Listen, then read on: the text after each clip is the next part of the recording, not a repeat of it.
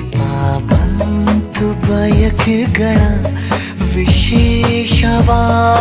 ಮೆರವಣಿಗೆ ಇದೀಗ ನೋಡು ಬೆರಳುಗಳ ಸರಾಗವಾದ ಬರವಣಿಗೆ ನಿನ್ನ ಬಿಟ್ಟು ಇಲ್ಲ ಜೀವ ಎಂದು ಕೂಡ ಒಂದು ಗಳಿಗೆ ನಿನ್ನ ಮಾತು ಏನೇ ಇರಲಿ ನಿನ್ನ ಮೌನ ನಂದೇ ಏನು ನಿಸನೇಹಕ್ಕೆ ಬಂದರೆ ಹೃದಯದ ಗತಿಯೇನು ಹೇಳ